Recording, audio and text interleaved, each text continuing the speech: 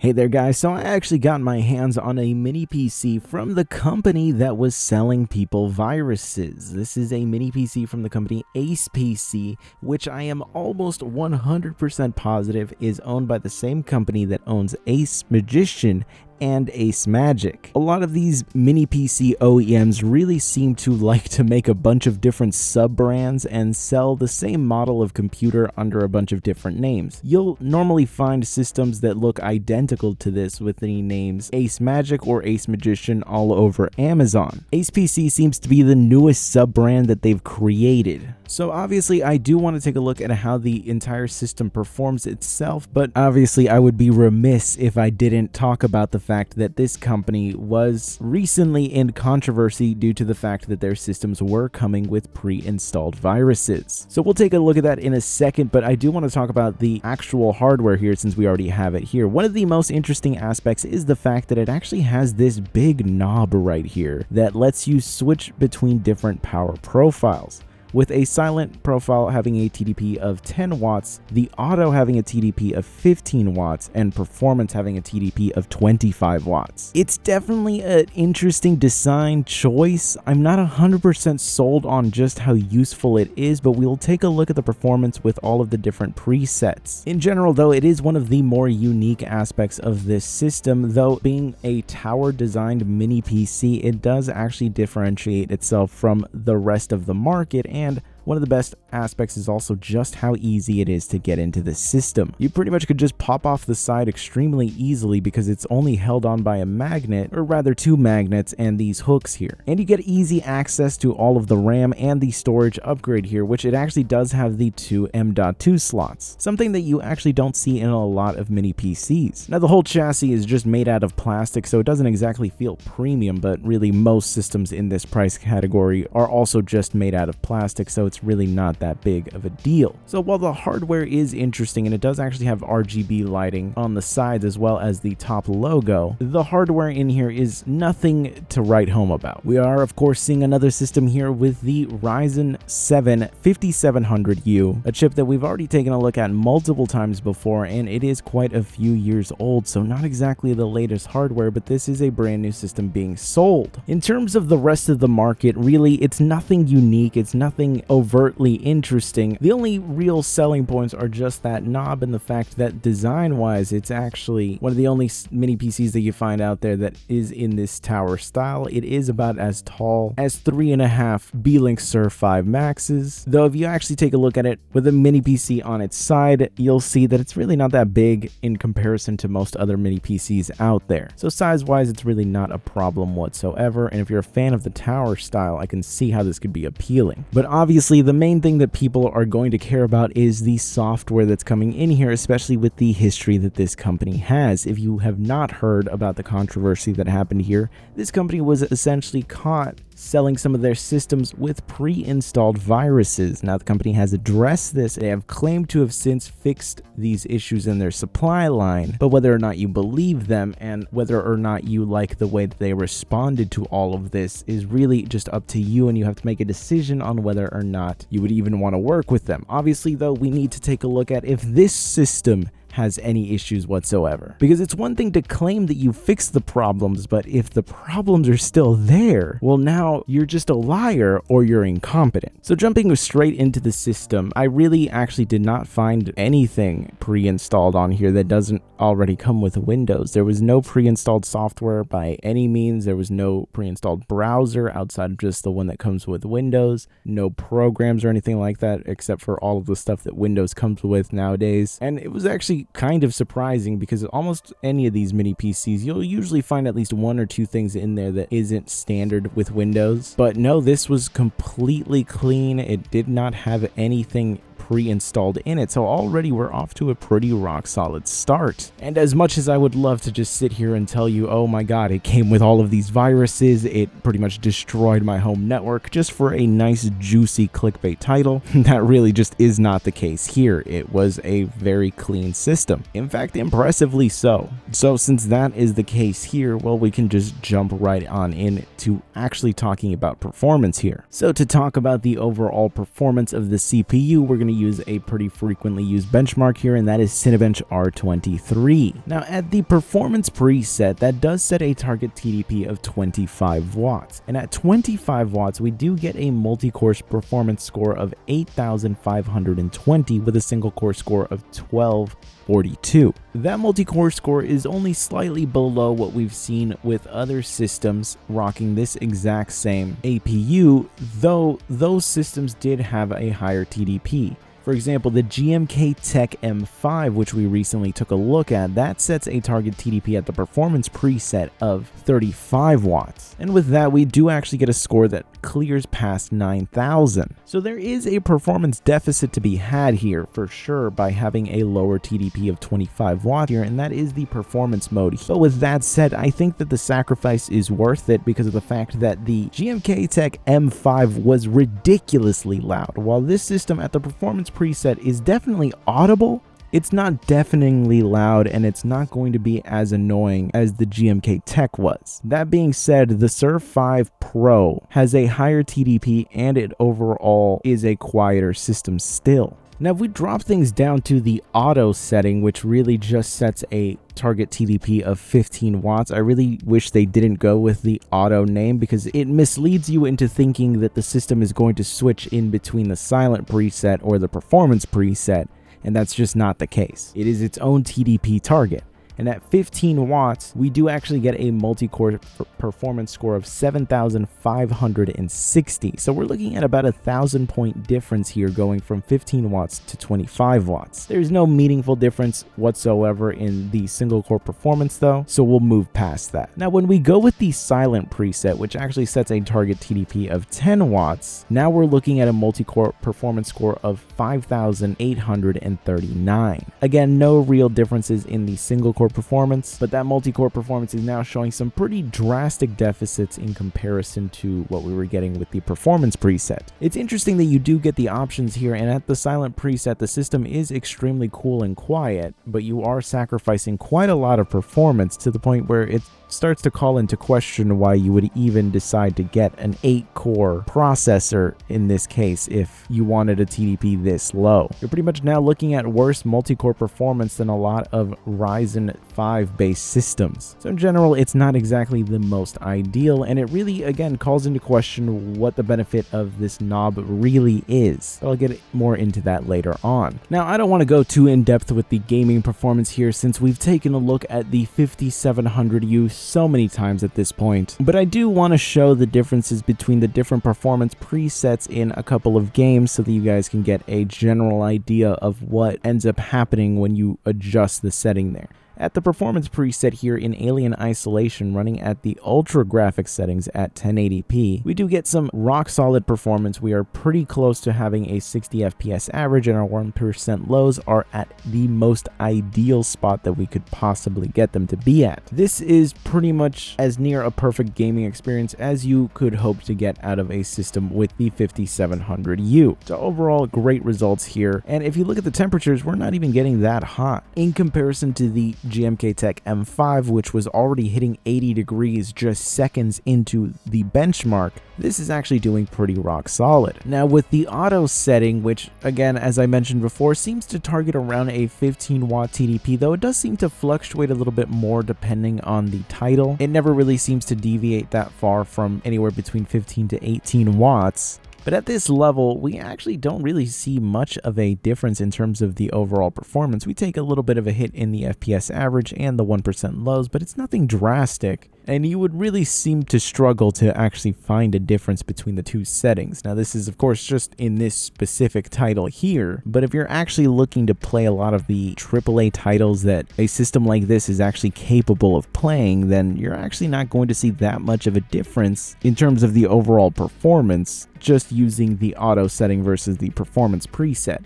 Now, I still think you should just use the performance preset. There's really no reason to have it set to auto. It's really not even that much quieter, and if you look at the temperatures, they're really not that different. So again, it kind of just calls into question why this knob is even here in the first place. I just can't think of a scenario where you would realistically want to change your TDP drastically like this But let's jump on over to the silent preset to see what the difference overall is. Now, it's at the 10 watt TDP that we really start to see a hit in the performance, specifically in the 1% lows, where now we're going pretty noticeably under 30. But even our FPS average does take a hit, though a FPS average of 41 isn't exactly awful. It's really those 1% lows that kind of bring down the entirety of the experience. But also, we are only using 10 watts on the APU, which is in and of itself kind of impressive that we're getting this kind of performance at such a low wattage. Our temperatures are certainly very, very low, and overall the system is pretty much dead silent at this point, but again, it's not the most ideal gaming experience in a title like this. That being said, this is again a decade-old AAA title, which an APU like this is actually perfect for playing those types of games. Newer titles really are just going to struggle in general, but of course, with the advent of FSR, it has made quite a few titles actually playable even though they are newer. So let's jump on over to a more recent AAA title. It's not going to be one released in the last year for sure, but it is one that has come out in the last couple of years. Now, of course, I am talking about Tiny Tina's Wonderland, a game that has been a frequent flyer on this channel for a little while now. So I kind of just know the performance to expect out of the 5700U in this game, and I was kind of surprised because if you look at the power usage here, we're not hitting a 25 watt TDP here. This is pretty much almost locked at 20 watts. Now, I'm not 100% sure why that is. I don't know why in some games it'll go up to 25 watts and in others it pretty much just stays at 20. But here we at least do get some playable levels of performance, even if it is at the lowest in-game graphics settings, and we are using FSR at the quality preset. If you do want to increase the performance even more, you can of course use FSR at a lower preset. Just know you're going to be sacrificing visual quality here. But this is the best performance that you're going to get out of this specific system. And while it isn't hitting as high of a TDP as something at like the GMK Tech M5 that we took a look at before, we're actually pretty much getting the exact same level of performance. It's all within margin of error of each other, which is why for the GMK Tech M5, I really just did not understand why they went with a 35 watt TDP, because as you can see here at 20 watts, we get the same level of performance and the system isn't completely screeching at you. And of course, this is something that carries over at the 15 watt TDP, or rather the balance preset, since here it really does seem to fluctuate still between that 15 to 18 watt, though here it seemed to lock at 15 watts throughout almost all of the benchmark. After a 3-run average, while we ended up losing 1 FPS on the FPS average, the 1% low actually increased by 1 FPS. And again, all of this is pretty much margin of error, which is why there is that difference there. Effectively, it is still the same level of performance in this game at a 15 watt TDP as if we had a 35 watt TDP. And again, look at the temperatures here and go look at the video with the GMK Tech M5 with the exact same chip and look at the temperatures that that's running at. It's really not until we drop the TDP all the way down to 10 watts with the silent preset that things actually start to fall apart here, with our 1% lows taking a pretty dramatic hit and even our FPS average falling below 30 after a 3-run average. So it's interesting to see that with these two titles that we've taken a look at so far, the difference between the auto preset and the performance preset is really just non-existent. But again, I just don't see a reason to just not use the performance preset. If you end up in a scenario where you do need that extra TDP like we saw with the CPU benchmark performance, well then at least it's there. There really isn't a reason to use the auto or the silent setting unless you're in very, very specific situations. But now if we move on to another AAA title that is quite a few years old now, almost a decade old at this point, but was one that was always not exactly the most optimized when it came out, just like a lot of AAA titles are, unfortunately. Batman Arkham Knight here is running with the lowest in-game graphics settings at the full 1080p resolution, and of course it doesn't have the benefit of FSR, so because of that, we're looking at an FPS average that is in the high 30s, but our 1% lows are really just at that edge of playability.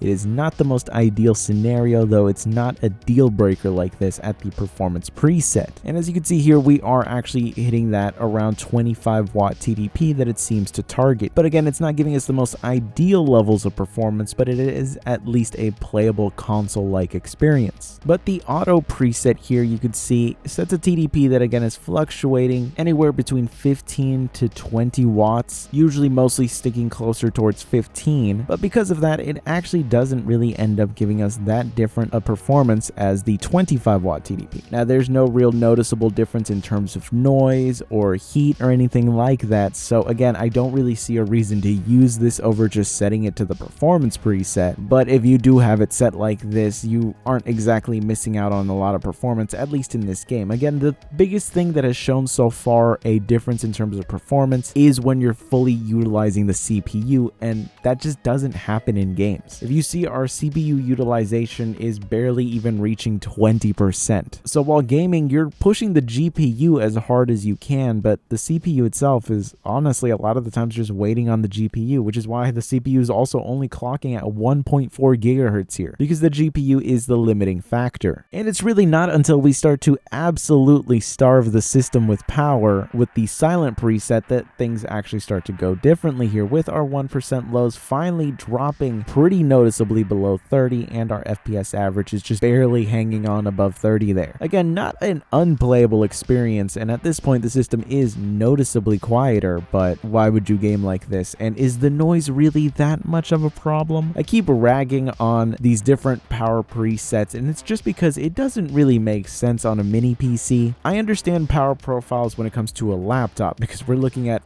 potentially extending battery life here if we just switch to a lower power preset. If you have a long day at school and you really can't get to an outlet, or you can't really comfortably use the laptop while it's plugged into the wall or anything like that, I can understand dropping down the TDP and extending the battery life until you can get home, or you're able to just get to an outlet that you can actually comfortably use. But on a PC that's plugged into the wall and it isn't moving and it's kind of just there all the time, I just don't see the benefit in dropping the TDP down much at all. So after taking a look at the system running on a couple of games there and seeing what the overall performance is like, well, what's the conclusion here? Well, the fact that the system was absolutely clean getting it out of the box was actually really impressive, and I did like that. Though overall, I wasn't the biggest fan of how the company responded to the whole controversy. It seemed like at first they were trying to sweep things under the rug until more information came out, and that's finally when they conceded. Now, this could just be a language and cultural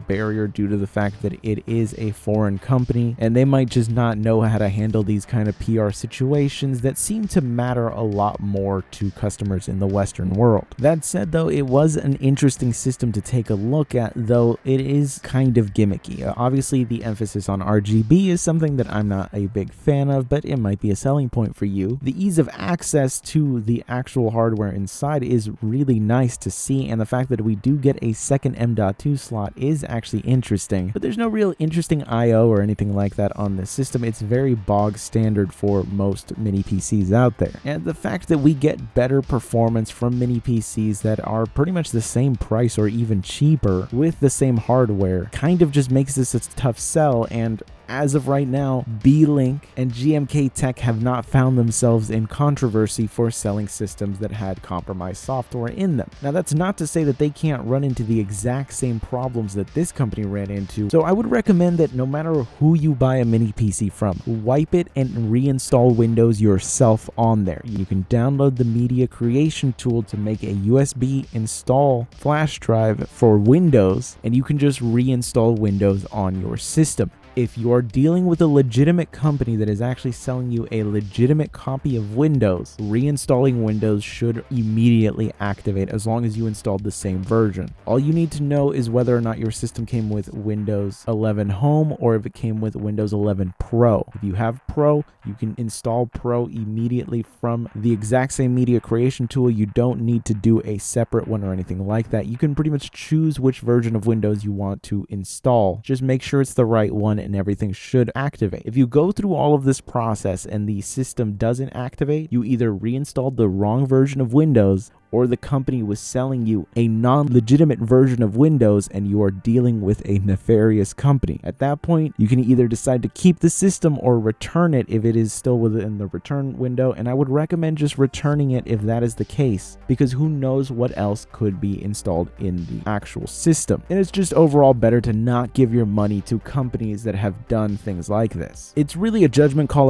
up to you at this point on whether or not you would like to do business with a company like this. Again, I'm just going based off of the experience that I had. This version of Windows was completely clean, and it is an activated version of Windows that is legitimate. I went through the effort of reinstalling Windows on it just to make sure that it was a legit copy and there wasn't anything weird going on there. But if you're asking me of my opinion, if I would personally buy from this company, I would wait a while. I really would. I would wait until there's a few more generations of models out, and I'm sure at this point everyone's going to have their eyes on this specific company. So if they have any other kind of scandal like this come out, that will pretty much permanently burn the brand. It might have already done that to you, and that's perfectly fair. Though do keep in mind that this is under technically a different brand with the ACEPC name, all made by the same company at the same factory, but their supply lines might be just different enough that it was able to avoid all of those problems, so do keep that in mind. But as I said, I would really just recommend that you get the Surf 5 Pro if you're looking for a system with the 5700U, but at this point I really just recommend that you just wait a little bit longer for systems with RDNA based graphics to start to come down in price, or save up a little bit more and get yourself something with RDNA 2 or RDNA 3. That way you're future proof, at least for a little bit longer, because unfortunately AMD is not providing updates to these APUs anymore. The last one we got was at the beginning of the year, but I can promise you there was no optimizations done for Vega at this point, and there likely never will be. That being said, with the system already here, I'm kind of tempted to see what it would be like if it runs Linux. That way at least we know for sure that the software that comes in the system isn't going to be a problem. So we might take a look at that later on. But let me know what you think. I'm very curious if you're willing to give this company another shot, or if this recent scandal was enough to burn them for you. I don't think there's really a wrong answer to that, but I am curious what your general consensus is like. So I'll see you guys next time.